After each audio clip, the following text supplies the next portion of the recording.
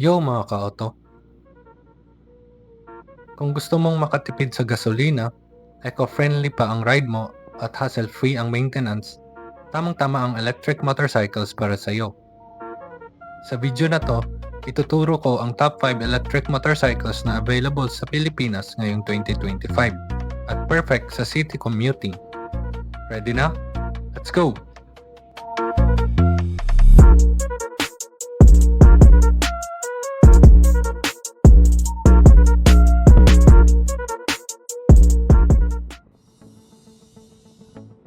NIU MQI GT Evo.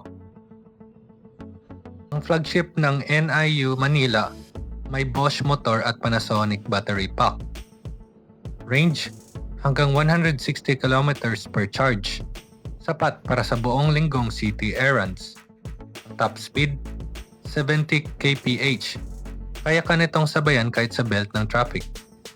Features: Smart app integration, may GPS, lock or unlock, full LED lighting, at dual disc brakes para sa dagdag peace of mind.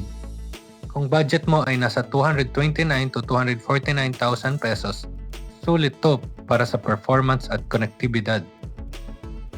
Next, NIU MQI Plus Port. Compact at mas mura. Ideal sa estudyante o young professionals. Range nasa 80 km per charge. Ang top speed, 45 kph. Swak para sa eskinita at campus runs. Features: removable battery pack, easy charging sa bahay o school, digital dashboard, at tubeless tires. Kung budget conscious ka pero gusto ng reliable daily rider, nasa 180 to 200,000 pesos lang to. Third, Zero FXE. Premium commuter bike na officially available na sa PH via IMI Ayala partnership. Range nasa 100 to 135 km per charge. Ang top speed nasa 137 kph. Kaya mo na siyang dalhin sa expressway. Features: slim aluminum frame, ABS standard, full LED lighting, at quick charge capability. Price point niya ay around 450,000 pesos, pero matibay at long-term investment para sa serious city-to-highway commuters. Fourth, Zero S. Big bike feel na electric. May adjustable suspension at premium ergonomics. Range nasa 145 km city riding. Top speed nasa 139 kph. Features: full TFT display, multiple riding modes, at regenerative braking. Nasa 550,000 ang SRP niya. Perfect kung gusto mo ng long-haul capability at top-tier tech.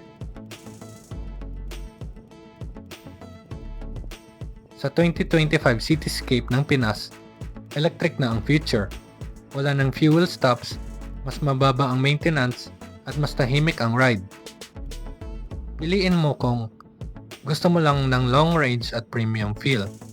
Use Zero S. Kung kailangan mo ng expressway, ready at mid-tier price, choose Zero FXE. Kung budget friendly pero may solid app features, choose NIU MQI GT Evo. Pero pang eskinita at campus runs, pick NIU MQI Plus Sport. May favorite ka na bang model? Comment down below kung alin ang bibilhin mo. At huwag kalimutang mag-like, subscribe, at i-hit ang bell para sa ibang motorcycle reviews. Thanks for watching!